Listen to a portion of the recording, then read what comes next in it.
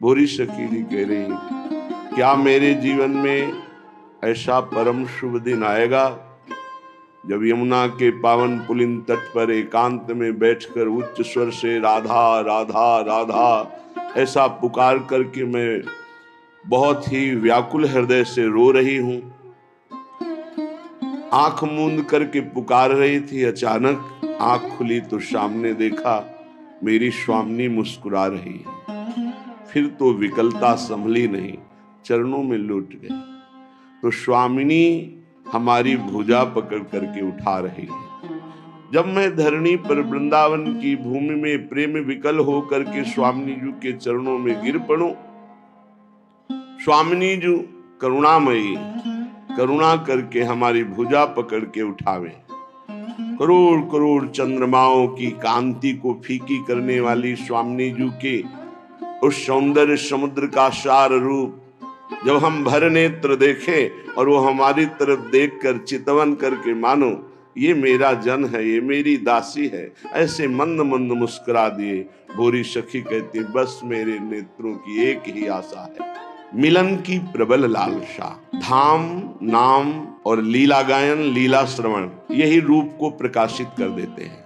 सच्ची मानिए ये बहुत बड़ी सिद्धि है वृंदावन। भजन बहुत जल्दी यहाँ सिद्ध हो जाता है, बहुत जल्दी प्रेम प्रकाशित होता है।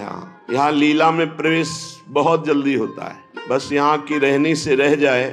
दो बातें यहाँ बहुत खास हैं वृंदावन में, अगर इन दो बातों को उतार ले तो और सब बातें आ जाएंगी।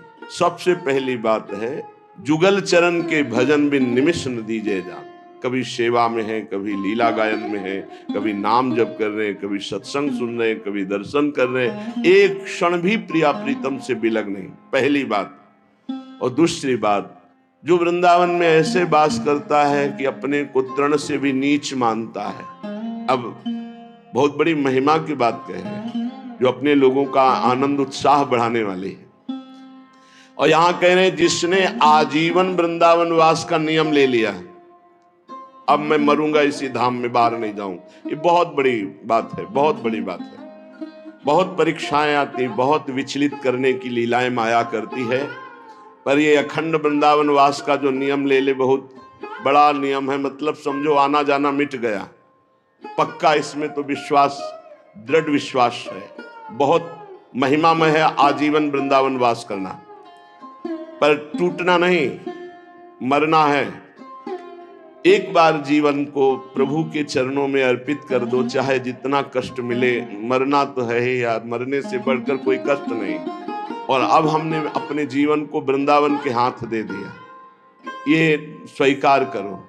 जिसने अखंड वृंदावन वास का नियम ले लिया, पर वो कामी पुरुष है। दूसरा यशोर्थी, वो अपना नाम चाहता है, अपना यश चाहने वाला है। तीसरा त्यक्त सत्पथा, संतों के मार्ग का त्यागी है वो। यदि वृंदावन की कृपा हो गई और उसने निश्चय कर लिया कि मैं आजीवन वृंदावन वास करूंगा, तो कह रहे कथम वृंदावन सिद्धिम न, उसे कौन सी सिद्धि नहीं प्राप्त हो जाएगी, सब कुछ प्राप्त हो जाएगा। भाई ये बात पकड़ लो। ये थोड़ा बहुत कठिन बात है, क्या? आजीवन वृंदावन वास करना। प्रभु का समर्थ नाम, समर्थ धाम, समर्थ लीला, समर्थ रूप ध्यान, किसी एक में हमारी आसक्ति हो जाए। मैं आपका हूं, श्यामा से हूं, मैं कैसा हूं ये आप जानते हैं। मैं कोई अपनी पात्रता, गुण, तपस्या, साधना के कारण दावा पेश नहीं कर रहा कि आप हमारे हो, नहीं। तवास्मीति, मैं आपका हूं। आपको तो हजारों लाखों करोड़ों अरबों भक्त हैं, पर नाथ मेरे लिए आप ही हो, मेरे आप ही साधन हो और आप ही साध्य हो। और खास बात, ये भी मैं झूठ बोल रहा हूं, क्योंकि तवास्मीति मैंने बहुतों से बोला है। मैं आपका हूं, मैं आपका हूं, मैं आपका हूं, बहुत से बोल चुका हूं। ये भी सत्य नहीं है। बहुत सुंदर महाकरुणा में श्री प्रिया प्रीतम उसे आत्मसात कर लेते हैं, अपने में मिला लेते हैं, अपना रूप दे देते हैं। किशोरी मात्मानम, अपना रूप सहचरी वपु। श्री लाल प्रिया की इच्छा ही सहचरी है। लाल प्रिया का मन ही सहचरी है। लाल प्रिया की संधनी शक्ति ही सहचरी है। ऐसे एक बार जो हृदय से बोल दे मैं आपका हूं, तो ये कभी छोड़ते नहीं हैं। और महापतित हो, नीच हो,